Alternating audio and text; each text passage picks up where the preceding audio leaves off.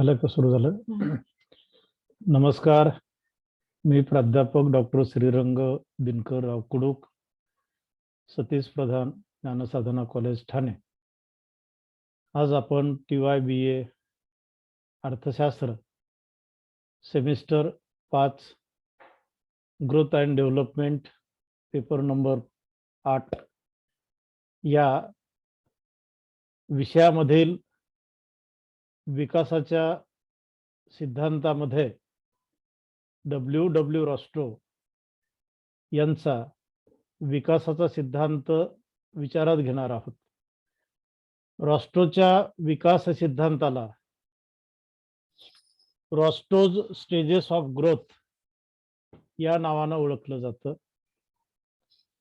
या सिद्धांताचं वेगळेपण असं की हा सिद्धांत आर्थिक विकास करण्यासाठी कोणत्याही प्रकारचं मार्गदर्शन, कोणत्याही प्रकारचा मार्ग सांगत नाही, तर त्या कालखंडामध्ये समाज एका अवस्थेमधून दुसऱ्या अवस्थेमध्ये कसा पादाक्रांत होतो, हा समाज एका अवस्थेमधून दुसऱ्या अवस्थेमध्ये कसा गेलेला आहे, या संबंधीची ऐतिहासिक माहिती देण्याचं काम करतो. आपल्याला हे माहिती आहे की कार्ल मार्क्स हे एक तत्ववेत्ते होते. कार्ल मार्क्सनं श्रमिकांच्या अंतर्गत लढण्याची ऊर्जा निर्माण करण्याचं काम केलं. त्या कार्ल मार्क्सनं असं मत व्यक्त केलं की भांडवलशाहीच्या विनाशामध्येच ती जी भांडवलशाही आहे त्या भांडवलशाहीच्या विकासामध्येच त्या भांडवलशाहीचा विनाश दडलेला आहे. म्हणजे काय, तर एका विशिष्ट कालखंडानंतर भांडवलशाही ही नष्ट होणार आहे, भांडवलशाहीचा विनाश होणार आहे. आणि म्हणून अशा प्रकारचं कार्ल मार्क्सचं जे विधान आहे की भांडवलशाहीच्या विकासामध्येच तिचा विनाश दडलेला आहे, हे जे कार्ल मार्क्सचं तत्वज्ञान होतं, हे तत्वज्ञान W रॉस्ट्रो यांनी मान्य केलेलं नाही. 1960 च्या दशकामध्ये W रॉस्ट्रो यांनी त्यांचा विकासाच्या अवस्थेचा सिद्धांत स्पष्ट केलेला आहे. आणि म्हणूनच हा जो सिद्धांत आहे तो आपल्याला विचारात घेत असताना W रॉस्ट्रो यांच्या सिद्धांताचं नाव सर्वप्रथम पाहावं लागेल, आणि ते नाव आहे रॉस्ट्रोज स्टेजेस ऑफ इकॉनॉमिक ग्रोथ. या विविध विकासाच्या अवस्था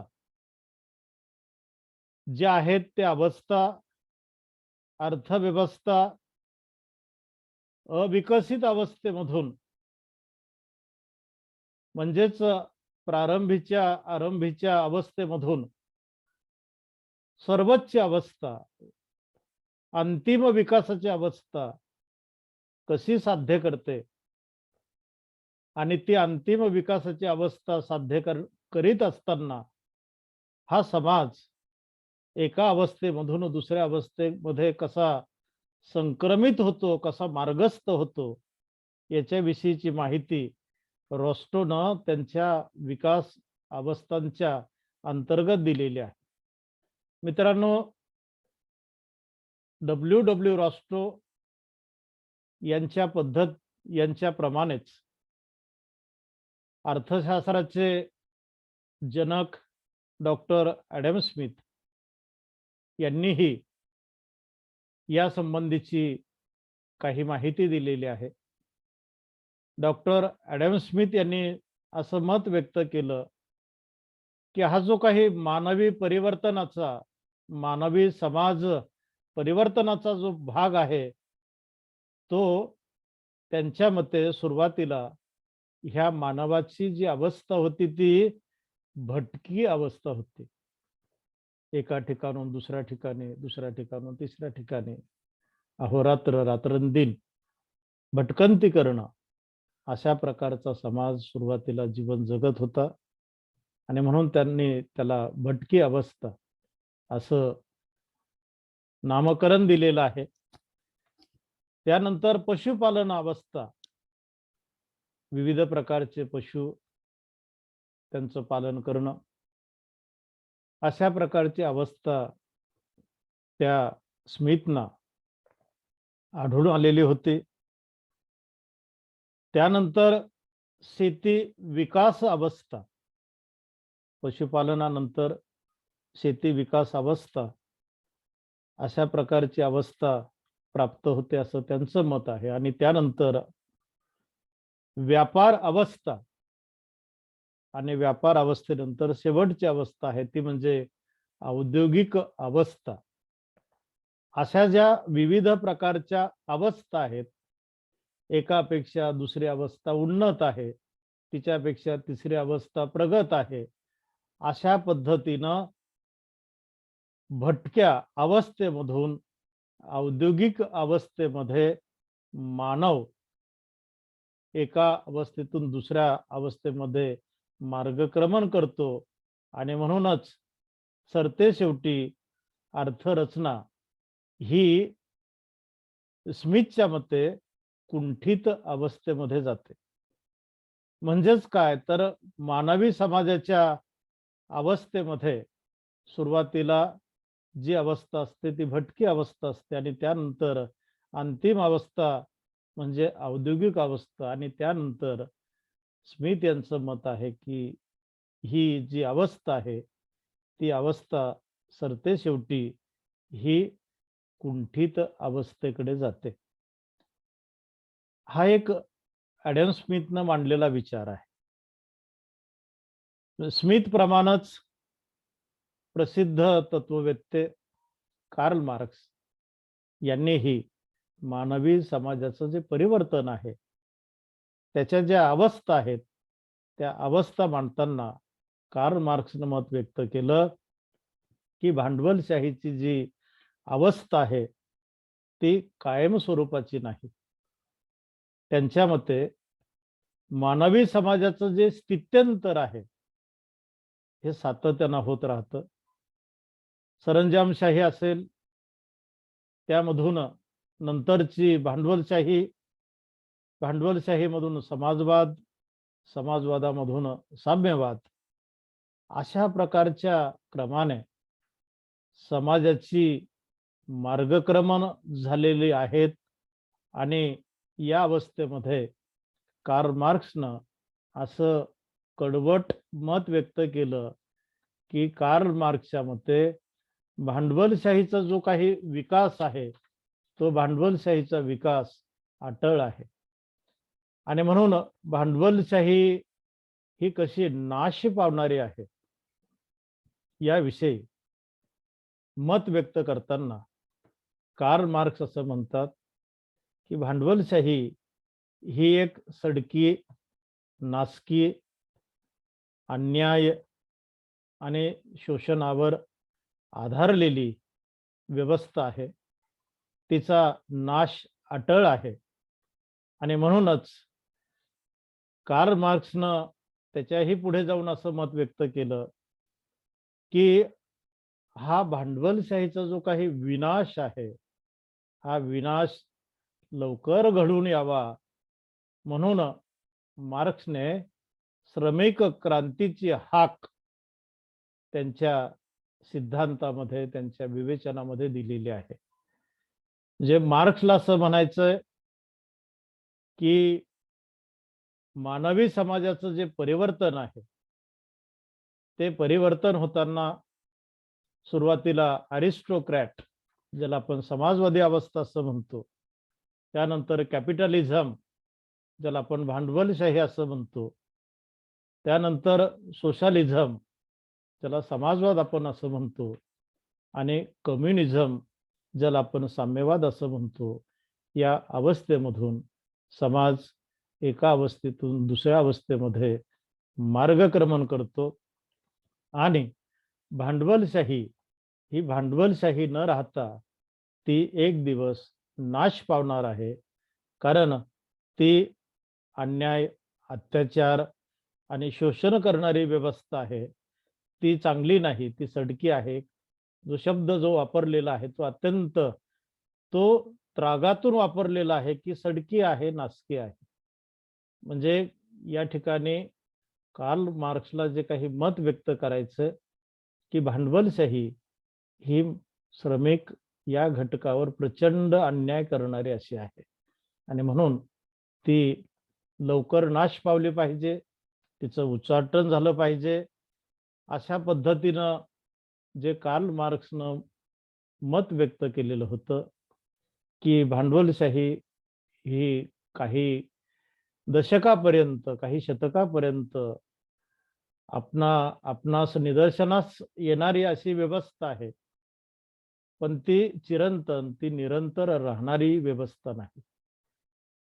या कार्ल मार्क्सच्या विवेचनाला, त्यांच्या मताला डब्ल्यू रॉस्ट्रो यांनी विरोध केलेला आहे.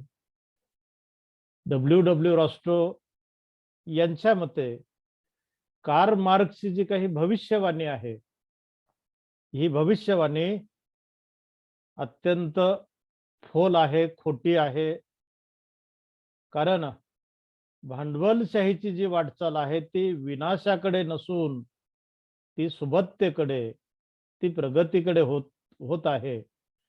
कोणत्याही भांडवलशाहीचा जो विकास आहे, त्या विकासानंतर ती भांडवलशाही उन्नती करते, ती भांडवलशाही प्रगती करते, ती भांडवलशाही विकास करते, म्हणजे ती सुबत्तेकडे जाते. आणि म्हणून तिचा जो काही विनाश आहे तो होणार नाही, असं डब्ल्यू रॉस्ट्रोचं मत आहे. आणि म्हणून डब्ल्यू रॉस्ट्रो यांनी 1960 सालामध्ये 1960 सालामध्ये स्टेजेस ऑफ इकॉनॉमिक ग्रोथ हे पुस्तक लिहिलं आणि या ग्रंथामध्ये त्यांनी 5 अवस्थांचं वर्णन केलेलं आहे. 5 ज्या काही अवस्था आहेत त्या अवस्था ह्या त्यांनी त्या पुस्तकांमध्ये लिहून ठेवलेल्या आहेत. सगळ्यात महत्वाचं म्हणजे त्यांच्या या 5ही अवस्था ज्या आहेत त्या 5ही अवस्था आपल्याला सांगताना असं म्हणता येईल की पहिली अवस्था आहे ट्रॅडिशनल सोसायटी. ट्रॅडिशनल सोसायटी म्हणजे परंपरागत समाज अवस्था किंवा व्यवस्था. दुसरे आहे pre condition for take off, याचा अर्थ उड्डाण अवस्थेतील पूर्वतयारी. उड्डाण अवस्थेतील पूर्वतयारी म्हणजे pre condition for take off. Third आहे ती टेक ऑफ स्टेज, ज्याला आपण उड्डाण अवस्था असं म्हणतो. त्यानंतर चौथी ड्राईव्ह टू मॅच्युरिटी म्हणजे परिपूर्ण अवस्थेकडे वाटचाल. आणि शेवटी आहे age of high mass consumption, सार्वत्रिक उच्च उपभोगाची अवस्था. या 5 अवस्था रोस्ट्रोनं दिलेल्या आहेत आणि त्यांना सांगायचं आहे मार्क्सला की भांडवलशाहीचा विनाश न होता प्रगत भांडवलशाही ही सार्वत्रिक उपभोगाची आणि मानवाचा दर्जा उंचावणारी अवस्था आहे. भांडवलशाहीच्या विकासामधून भांडवलशाहीच्या मार्गाने सुबत्ता निर्माण करता येते आणि ह्या सुबत्तेसाठी कम्युनिझम, साम्यवादाला पाचारण करण्याची काहीही आवश्यकता नाही, असं ठामपणे डब्ल्यू रॉस्ट्रो यांनी त्यांच्या या 5ही अवस्थाच्या अंतर्गत मत व्यक्त केलेलं आहे. आणि म्हणून मग आपण पाहूया की त्यांनी दिलेल्या ज्या 5 अवस्था आहेत त्या 5 अवस्थेचं नक्की कसं त्यांनी वर्णन केलेलं आहे. डब्ल्यू रॉस्ट्रो यांची जी पहिली अवस्था आहे ती म्हणजे ट्रॅडिशनल सोसायटी, पारंपरिक समाज व्यवस्था. रॉस्टोच्या मते या अवस्थेमध्ये जो काही समाज जीवन जगत असतो तो प्रामुख्यानं रूढी आणि परंपरा यांच्या आधारेच त्याचं पूर्ण जीवन नियंत्रित होत असतं, केलं जातं. त्या अवस्थेमध्ये कर्मकांड, धार्मिक रूढी, रीतिरिवाज यांचा जबर पगडा त्या समाज व्यवस्थेमध्ये असतो. आणि म्हणूनच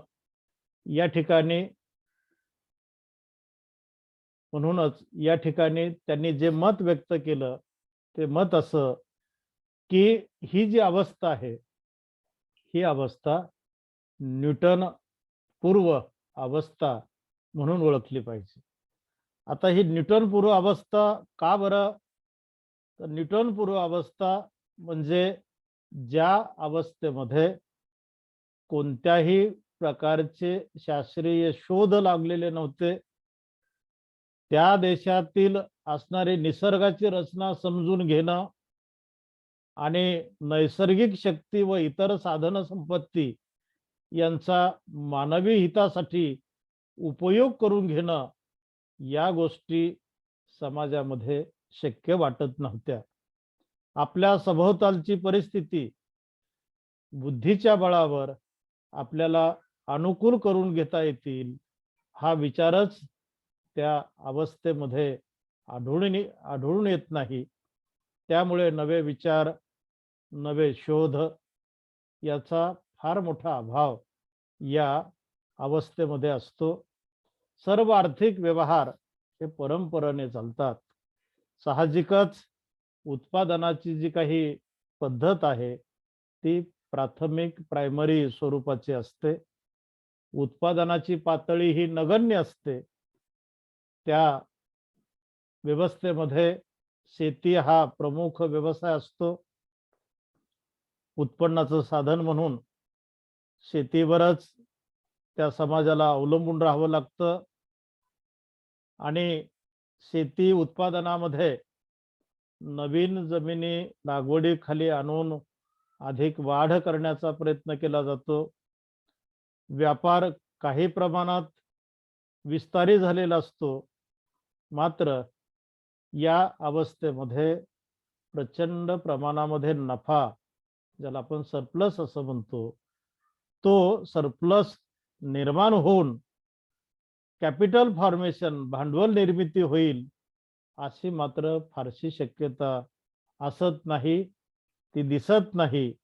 उत्पादनाची एकूणच पातळी अगदी खूप कमी असते आणि त्याचा परिणाम म्हणून उत्पादक कार्यासाठी असलेला जो काही मिळालेला वाढावा आहे तो उत्पादक कार्यासाठी न वापरता अनुत्पादक कार्यासाठी त्याचा विनियोग केला जातो. यामध्ये प्रामुख्याने मंदिर बांधण्याचं काम असेल, पिरॅमिड्स बांधण्याचं काम असेल, राजवाडे बांधण्याचं काम असेल किंवा विसावा गृहांची निर्मिती करण्याचं काम असेल, सरंजामशाही मधील आपसातील असणारं युद्ध असेल, हा युद्ध खर्च म्हणून या ठिकाणी केला जातो. आणि म्हणून असा समाज केवळ हा निर्वाह पातळीवरच जीवन जगत असतो. एकंदरीत या पहिल्या अवस्थेमध्ये असणारा जो काही समाज असतो तो समाज निर्वाह पातळीवरच जीवन जगणारा असतो.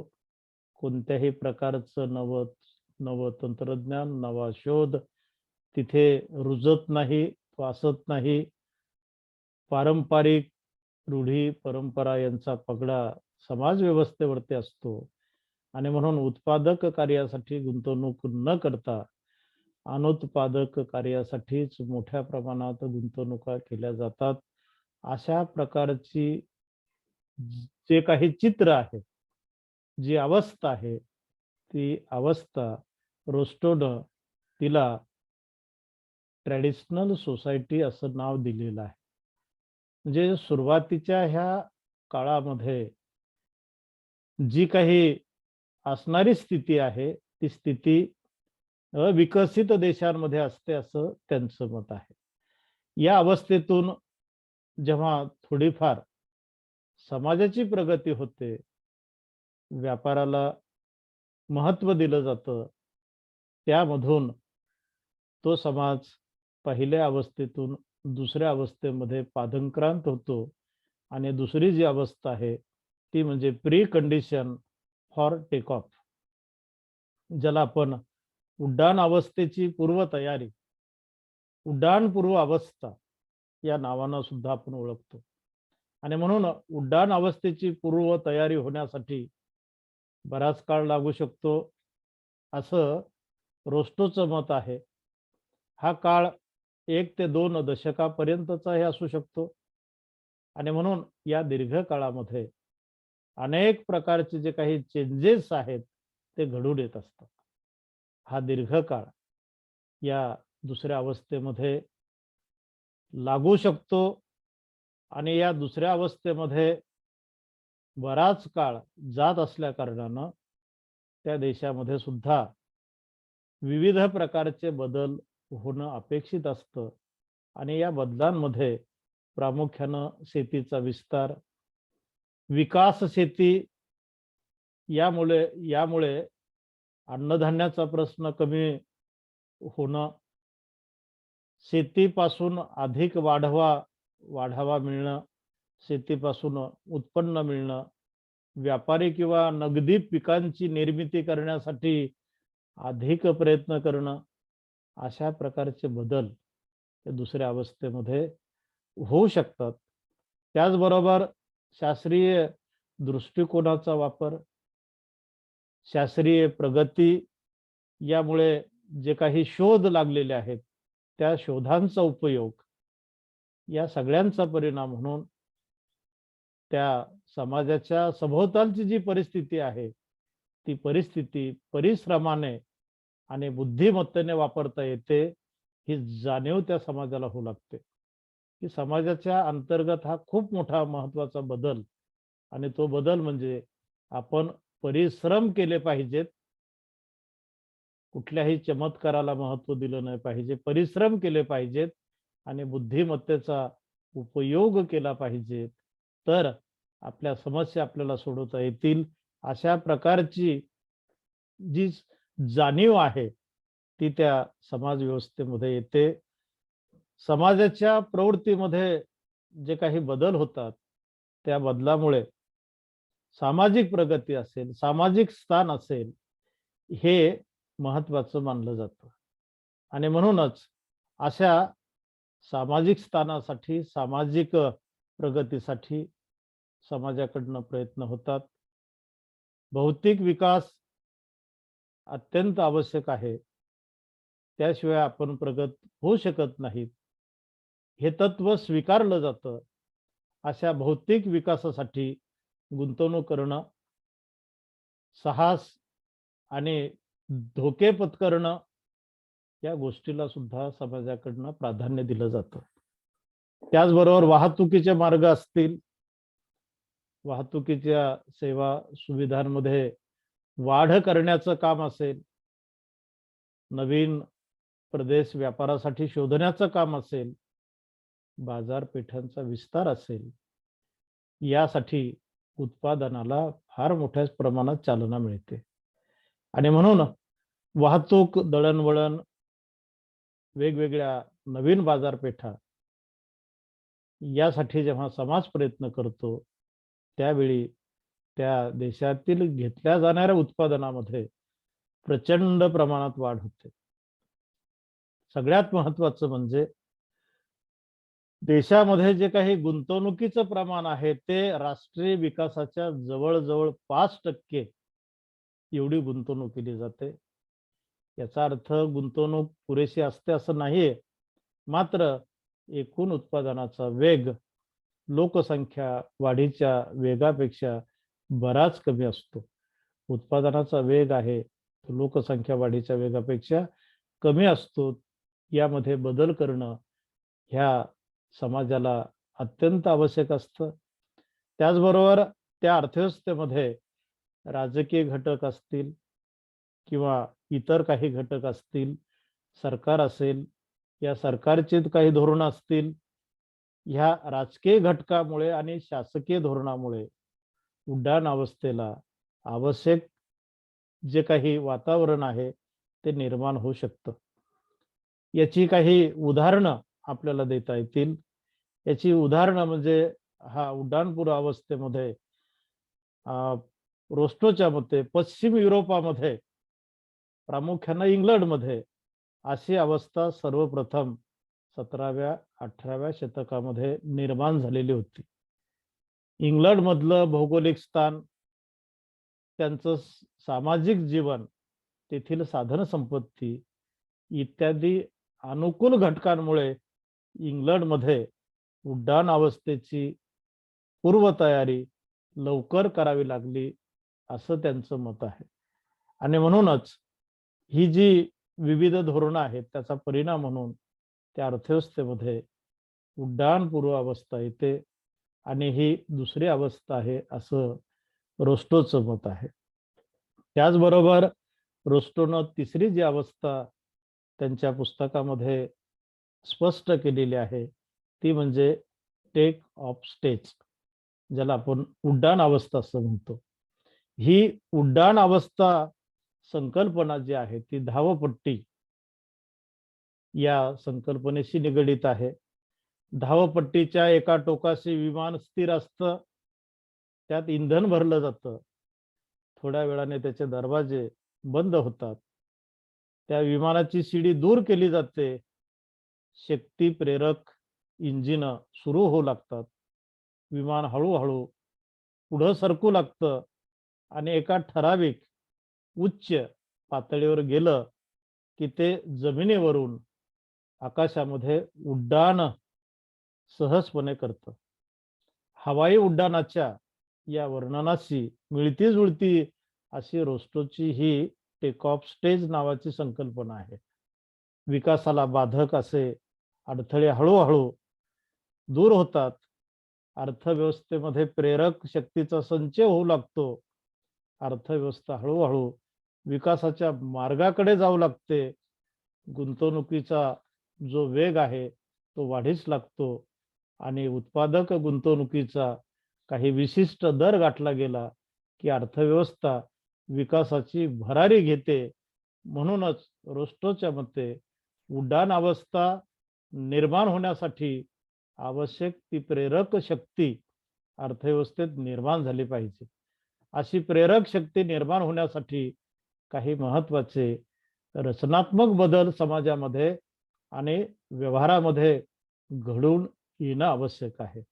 रोस्टोच्या मते उड्डाण अवस्था म्हणजे मानवी समाजाच्या इतिहासातील एक निर्णायक स्वरूपाचं संक्रमण आहे. या संक्रमणाच्या प्रक्रियेत उत्पादक व आर्थिक क्रिया अशा विशिष्ट पातळीवर पोहोचतात की ज्यामुळे आर्थिक आणि सामाजिक जीवनात शक्तिशाली संरचनात्मक असे परिवर्तन घडून येतात आणि ह्या परिवर्तनामुळे सामाजिक आर्थिक जीवनाची पातळी तर बदलतेच, पण त्याही पेक्षा महत्वाची गोष्ट म्हणजे अशा परिवर्तनामुळे सामाजिक आर्थिक जीवनाचं महत्व बदलून जातं. म्हणजेच उत्पादक अशा आर्थिक क्रियांचा वेग आवश्यक त्या प्रमाणामध्ये वाढला की त्या वेगाच्या प्रेरणेमुळे सामाजिक आणि आर्थिक पातळी आणि स्वरूप विकासाला अनुकूल ठरतं आणि ज्या अवस्थेमध्ये अशा पद्धतीची परिस्थिती निर्माण होते त्या अवस्थेला रोस्टोनं उड्डाण अवस्था असं नाव दिलेलं आहे. आणि ही जी अवस्था आहे ती अवस्था निर्माण होण्यासाठी रोस्टोच्या मते प्रामुख्यानं 3 अटींची पूर्तता होणं आवश्यक आहे. ही उड्डाण अवस्था जर एखाद्या देशामध्ये यावयाची असेल, प्राप्त व्हायची असेल, तर त्यासाठी त्यांनी 3 गोष्टीची पूर्तता झाली पाहिजे असं मत व्यक्त केलं. त्या अटींमध्ये पहिली अट आहे की उत्पादन कार्यातील गुंतवणुकीचं प्रमाण 5% किंवा त्यापेक्षा कमी पातळीवरून राष्ट्रीय उत्पन्नाच्या 10% किंवा त्याहूनही जास्त प्रमाणात वाढलं पाहिजे. म्हणजे गुंतवणुकीचं जे काही प्रमाण आहे ते प्रमाण हे किमान 5% ते 10% या दरामध्ये वाढणं गरजेचं आहे. असं जर गुंतवणुकीचं प्रमाण वाढलं तर त्या देशामध्ये अशा उड्डाण अवस्थेची जी काही अनुकूलता आहे ती निर्माण होऊ शकते. त्याचबरोबर त्यांच्या मते दुसरी अट आहे की त्या अर्थव्यवस्थेमध्ये ज्यांच्या वाढीचा वेग जास्त असू शकतो अशा एक किंवा त्यापेक्षा जास्त अधिक क्षेत्राचा विकास होत असला पाहिजे. म्हणजे जेव्हा आपण ही अवस्था यावी निर्माण व्हावी असं म्हणतो तेव्हा रोस्टो असं म्हणतो की एक किंवा त्यापेक्षा अधिक क्षेत्राचा विकास झाला पाहिजे त्या गुंतवणुकीमुळे. त्याचबरोबर तिसरी अट गुंतवणुकीचा वाढता वेग, आधुनिक आर्थिक क्षेत्रांचा विकास व त्यामुळे निर्माण होणारे बाह्य फायदे या सर्वांचा जास्तीत जास्त फायदा करून कसा घेता येईल अशा प्रकारची सामाजिक राजकीय संस्थात्मक परिस्थिती अस्तित्वात हवी किंवा अशी परिस्थिती कमीत कमी वेळात निर्माण केली पाहिजे असं रोस्टोचं मत आहे. या 3 कंडिशन जेव्हा पूर्ण होतील त्यावेळी त्या देशामध्ये उड्डाण जी काही अवस्था आहे ती अवस्था निर्माण होईल असं रोस्टो यांचं मत आहे. आता या उड्डाण अवस्थेच्या संबंधामध्ये रोस्टोने काही मतं व्यक्त केलेली आहेत. रोस्टोच्या मते ही उड्डाण अवस्था निर्माण होते व त्यामधून विकासाची जोरदार जी काही प्रक्रिया आहे ती निरंतर सुरू ठेवण्यासाठी काय झालं पाहिजे तर राष्ट्रीय क्रांती, त्या देशामध्ये व्यापारामध्ये अनुकूलता निर्माण झाली पाहिजे. राष्ट्रीय क्रांती, चळवळ, व्यापारामधील अनुकूलता यामध्ये वाढ झाली पाहिजे आणि उड्डाण अवस्थेतील प्रेरणेचं स्वरूप हे महत्वाचं नसून ह्या प्रेरणेमुळे निर्माण होणारी जी शक्ती आहे ती विकास कार्यासाठी वापरता येईल अशी आर्थिक सामाजिक परिस्थिती अस्तित्वात असणे किंवा निर्माण होणे ही गोष्ट महत्वाची आहे. या उड्डाण अवस्थेच्या विषयी काही रोस्टोने माहिती दिलेली आहे. रोस्टोच्या मते उड्डाण अवस्था निरनिराळ्या देशात निरनिराळ्या वेळी निर्माण झालेली आहे आणि ती कोणत्या कालखंडामध्ये निर्माण झालेली होती याचाही ऐतिहासिक दाखला त्यांनी दिलेला आहे. त्यांच्या मते उड्डाण अवस्था जी आहे ती इंग्लंड या देशामध्ये 1783 ते 1802 या कालखंडामध्ये निर्माण झालेली होती. फ्रान्स या देशामध्ये 1830 ते 1860, अमेरिका 1843 ते 1860, जर्मनीमध्ये 1850 ते 1877, जपानमध्ये 1878 ते 1900, रशियामध्ये 1890 ते 1914, तुर्कस्तान छोटंसं राष्ट्र आहे 1937, भारत 1952, चीन 1952.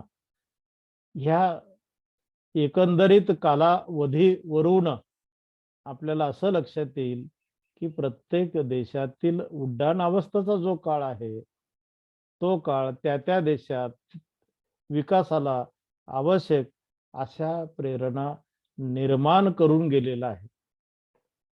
त्याचं उदाहरण म्हणून इंग्लंडमध्ये शेती असेल, व्यापार असेल, उद्योग क्षेत्र असतील, या क्षेत्राला फार मोठी क्रांती या अवस्थेनं दिलेली आहे. फ्रान्समध्ये जे काही फ्रान्समध्ये प्रामुख्यानं जी काही प्रेरक घटक आहेत ती युद्ध प्रेरक घटक आहे.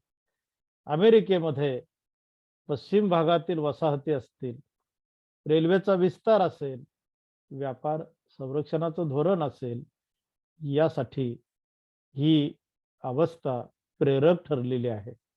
जर्मनी सारख्या देशात औद्योगिक संरक्षणाचं धोरण, तर जपानमध्ये माजी शासनाचं औद्योगिक आणि आर्थिक धोरण या उड्डाण अवस्थेच्या बलशाही प्रेरणा ठरलेल्या आहेत.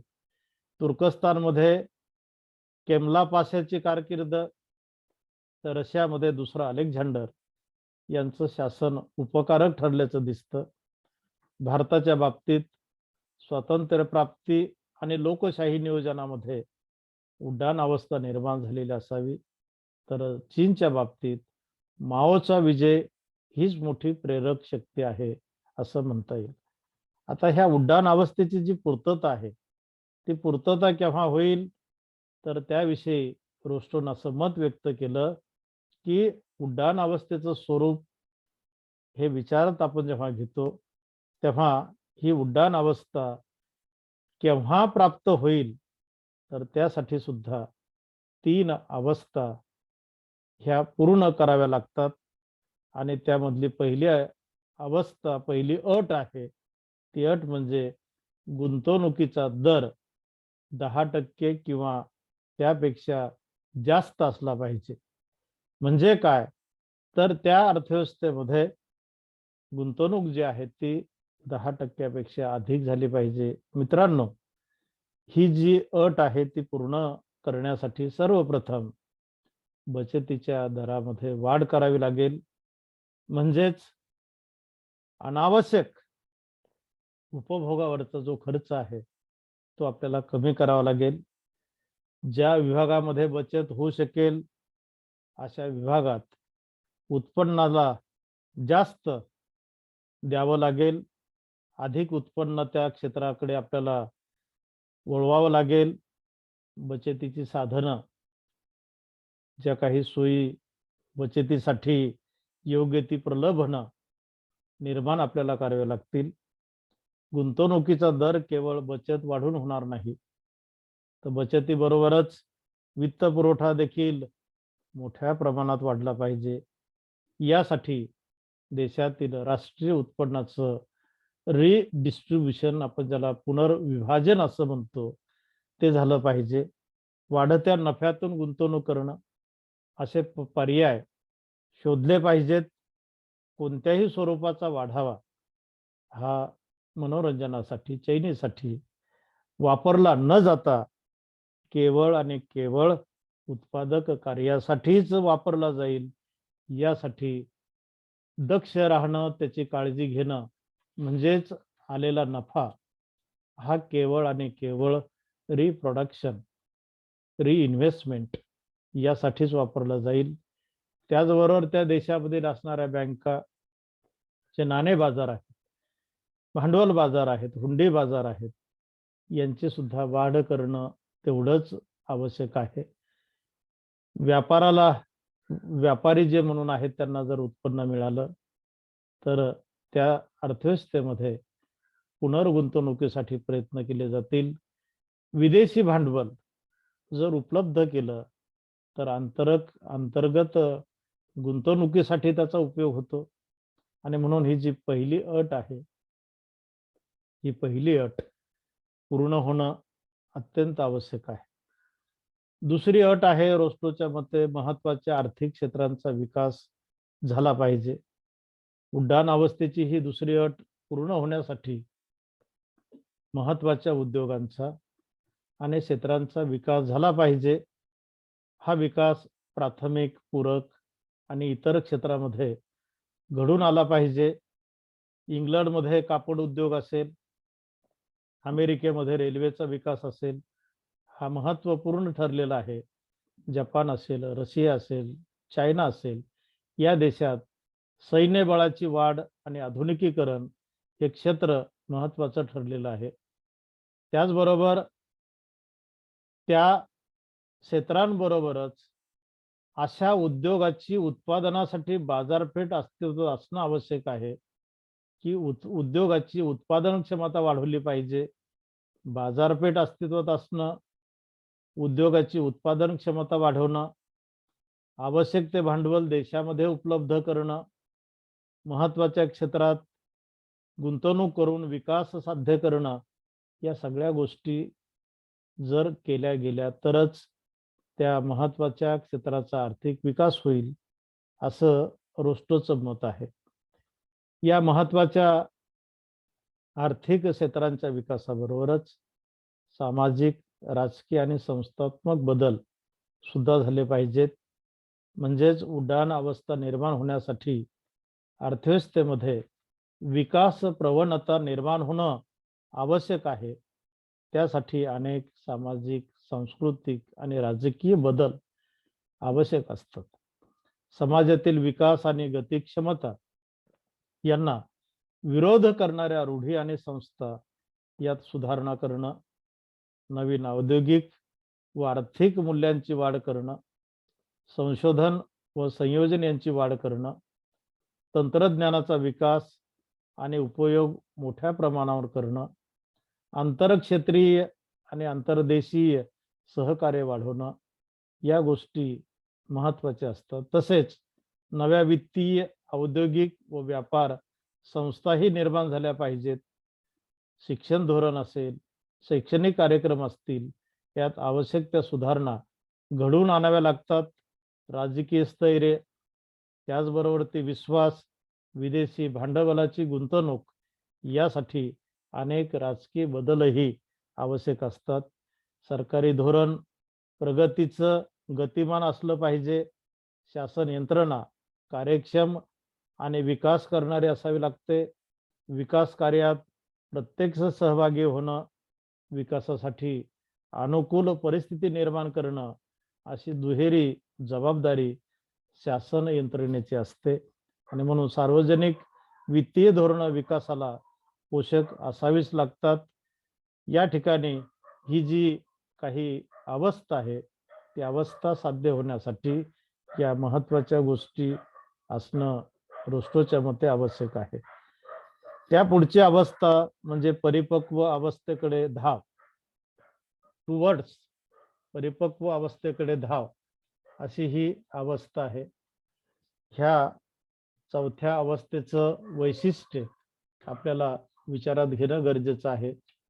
चौथी जी अवस्था आहे, ती चौथी अवस्था टुवर्ड्स मॅच्युरिटी स्टेज, म्हणजे उड्डाण अवस्था निर्माण झाल्यानंतर अर्थव्यवस्था ही विकासाची भरारी घेते आणि 40 ते 60 वर्षाच्या काळात क्रमाक्रमानं तिचं रूपांतर परिपक्व अवस्थेमध्ये, म्हणजेच पूर्ण वाढीची अवस्था या नावानं होतं.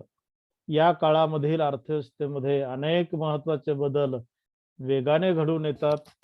गुंतवणुकीचा दर 10% वर गेलेला असतो. नवे शोध, नव संशोधन, नवीन प्रगत तंत्रज्ञान याचा विकास घडून येतो. महत्त्वाचे जे उद्योग आहेत, अनेक क्षेत्र आहेत, यांचाही विकास घडून येतो. अनेक उद्योगांचा विकास घडून आल्यामुळे अर्थव्यवस्थेमध्ये उत्पादन कार्यास फार मोठी अनुकूलता प्राप्त होते आणि आवश्यक त्या सोयी आणि तरतुदी उपलब्ध झालेल्या असतात. समाजाने औद्योगिक व आर्थिक विकासाशी सुसंगत अशी उड्डाण अवस्था निर्माण झाल्यानंतर अर्थव्यवस्था विकासासाठी भरारी घेते, हे रोस्टो यांचं मत आहे. आणि म्हणूनच ही जी काही स्टेज आहे, चौथी स्टेज, ती अमेरिकेमध्ये, जर्मनीमध्ये, फ्रान्समध्ये, रूस सारख्या देशामध्ये, जपान सारख्या देशामध्ये अवगत झालेली होती, ती निर्माण झालेली होती, अनुभवास आलेली होती. रोस्टो यांनी त्यांचं मत मांडताना असं म्हटलेलं आहे की या अवस्थेला परिपक्व अवस्था असं म्हणावं. आणि ही जी परिपक्व अवस्था आहे, ती भारतात 21व्या शतकाच्या सुरुवातीला निर्माण होऊ शकेल. त्यावेळी भारतातील कॉम्प्युटर क्षेत्र असेल, इलेक्ट्रॉनिक किंवा अवजड उद्योग यांचा प्रचंड विस्तार झालेला असेल. ऊर्जा, वाहतूक, संदेशवहन, जहाज बांधणी असेल, संरक्षण साहित्याचं उत्पादन असेल, या बाबतीत भारत स्वयंपूर्ण असेल, तर भूगर्भ वायू, तेल, खते, रसायनं, औषधं यांच्या निर्मितीतही भारताचं स्थान फार मोलाचं असेल, फार महत्त्वाचं असेल. आणि म्हणून ही जी टुवर्ड्स मॅच्युरिटी स्टेज जर प्राप्त करायची असेल, तर त्यासाठी वेगवेगळ्या मूलभूत उद्योगांची स्थापना झाली पाहिजे. गुंतवणुकीचा दर 10% अधिक असला पाहिजे आणि हा अवस्थेचा जो कालावधी आहे तो 40 ते 60 वर्षाचा कालावधी असू शकतो, असं रोस्टो यांचं मत आहे. शेवटची जी अवस्था रोस्टोनं दिलेली आहे तिला आपण state of high mass consumption असं म्हणतो. त्यांच्या मते पूर्व विकासाची अवस्था प्राप्त झाल्यानंतर अशा विकसित अर्थव्यवस्थेतील लोकांचं जीवनमान फार मोठ्या प्रमाणात सुधारतं. सर्वच वस्तू मुबलक विपुल प्रमाणात उपलब्ध असल्यानं वास्तव उत्पन्नामध्ये, ज्याला आपण रिअल इन्कम असं म्हणतो, त्यात वाढ होते. ग्रामीण वस्ती कमी होऊन शहरीकरणाचा वेग प्रचंड वाढतो. ग्रामीण भागांचं प्रमाण कमी होऊन शहरांचं प्रमाण वाढत राहतं. उत्पादक यंत्रसामुग्रीचा उपयोग जास्त प्रमाणामध्ये केला जातो. तो कुशल कामगारांकडनं केला जातो. कुशल कामगार सामर्थ्यवान होतात. शासन संस्था सामाजिक सोयी आणि सुरक्षितता यासाठी प्रचंड प्रमाणात खर्च करते आणि असा खर्च आरोग्य असेल, निर्वाह भत्ता असेल, स्त्री आणि बाल संरक्षण असेल, वृद्ध, अपंग, जे विकलांग आहेत त्यांना सहाय्य करणं, रोग व नैसर्गिक आपत्ती यांना प्रतिबंध घालण्यासाठी खर्च करणं, विकासाच्या या अवस्थेच्या संदर्भात सार्वत्रिक उपभोग ही संकल्पना विचारात घेणं आवश्यक आहे. या अवस्थेमध्ये समाजातील सर्व लोकांच्या आवश्यक गरजा तर पूर्ण झालेल्याच असतात, भागलेल्याच असतात, परंतु त्याचबरोबर अनेक प्रकारच्या सुख सोयी, चैनीच्या वस्तू यांचा उपभोग देखील सार्वत्रिक स्वरूपाचा झालेला असतो. उदाहरणार्थ समाजामध्ये टेलिफोन, टीव्ही, मोटार गाड्या, शीत कपाट, वर्तमानपत्र, खेळांची साधनं, प्रवास, सुट्टीतील सहली या गोष्टींची मौज सर्वच कुटुंबांना लुटता येते. समाजातील काही भाग अर्धपोटी आहे असं आढळून येत नाही. आधुनिकीकरणाच्या संधीपासून वंचित राहिलेला आहे असा समाज दिसत नाही आणि हाच समाज विपुल अवस्थेमध्ये जगतो असं म्हणायला हरकत नाही. अर्थातच सार्वत्रिक उच्च उपभोगाची जी अवस्था निर्माण होते ती विपुल अवस्था निर्माण होण्यासाठी आणखी काही कालावधी जाऊ लागतो. उच्च उपभोगाच्या अवस्थेमध्ये उत्पादनाचे प्रमाण असे असते की बहुतेक जवळजवळ सर्वच ज्या काही वस्तू आहेत त्या सर्व वस्तू सर्व लोकांना मिळू लागतात आणि म्हणून विपुल अवस्थेमध्ये प्रगती झालेली असते. आणि या अवस्थेमध्ये रोस्टोनं मत व्यक्त केलं की अमेरिकेमध्ये 1920च्या दरम्यान ही उच्च उपभोगाची अवस्था निर्माण झालेली होती. गालब्रेथ हे प्रसिद्ध अर्थशास्त्रज्ञ आहेत, प्राध्यापक गालब्रेथ यांच्या मते आता या अवस्थेचं रूपांतर विपुल अवस्थेमध्ये झालेलं आहे. मित्रांनो, डब्ल्यू रॉस्टो यांनी त्यांच्या विकास अवस्था केव्हा येतील, त्या अवस्था प्राप्त होण्यासाठी ज्या काही कंडिशन आहेत त्याची पूर्तता करणं कसं आवश्यक असतं याविषयी आपल्याला माहिती दिलेली आहे. आणि म्हणून या सिद्धांताचं आपल्याला मूल्यमापन करायचं आहे. या सिद्धांताचं मूल्यमापन करताना रोस्टोनं हा जो सिद्धांत आहे, हा सिद्धांत स्पष्ट केल्यानंतर काही शास्त्रज्ञांनी या सिद्धांतामध्ये काही गुण आहेत, काही मेरिट्स आहेत, असं मत व्यक्त केलेलं आहे. आणि काही अभ्यासकांना, काही अर्थशास्त्रज्ञांना त्यावरती टीकाही केलेल्या आहे. आपल्याला ह्या दोनही गोष्टी विचारात घ्यायच्या आहेत आणि म्हणून सर्वप्रथम रोस्टो यांच्या सिद्धांतावर ज्या ज्या काही गोष्टी अनुकूल आहेत, ज्या काही मेरिट्स आहेत, त्याचा आपण सर्वप्रथम सुरुवातीला विचार करूया. रोस्टोनं जो काही सिद्धांत आपल्याला सांगितलेला आहे, त्या सिद्धांतामध्ये आर्थिक विकासाचे निरनिराळे टप्पे आणि टप्प्यात केलेलं विभाजन हे आपल्या समोर मांडलेलं आहे. विकासाची प्रक्रिया जी म्हणून आहे ती प्रक्रिया कशा पद्धतीची आहे याचंही प्रतिपादन केलेलं आहे. आणि म्हणून यामध्ये मेरिट्स आणि डिमेरिट्स अभ्यासताना सुरुवातीला आपण या सिद्धांतामधल्या काही टीका, या सिद्धांतावर केले जाणारे काही दोषारोप हे विचारात घेऊ. काही अभ्यासकांचं मत असं की रोस्टोनं या ज्या 5 अवस्थेमध्ये विकासाला बंदिस्त केलेलं आहे, हे बंदिस्त करणं योग्य नाही. कारण आर्थिक विकासाचं निरनिराळ्या अवस्थेमध्ये, टप्प्यांमध्ये जे विभाजन केलेलं आहे ते फारसं तर्कशुद्ध आणि व्यवहार्य नाही. एकतर विकासाची जी प्रक्रिया आहे ती अशा निरनिराळ्या अवस्थेमध्ये विभागता येणं शक्य नाही आणि प्रत्येक देश याच विकास अवस्थेमधून जाईल असंही टीकाकारांना मान्य नाही.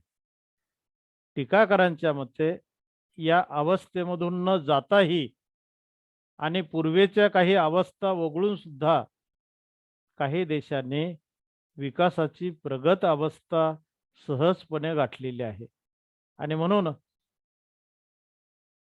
डब्ल्यू रॉस्टो यांनी जे मत व्यक्त केलेलं आहे ते योग्य नाही अशी टीका काही टीकाकारांनी केलेली आहे. त्याचबरोबर टीकाकारांच्या मते भिन्न भिन्न अवस्थांमधील सीमारेषा ठरवणं हे फार कठीण काम आहे. त्यामुळे आधीच्या आणि पुढच्या अवस्थांची जी वैशिष्ट्ये आहेत ती एकमेकात मिसळतील किंवा ती समान असणं सहज शक्य आहे.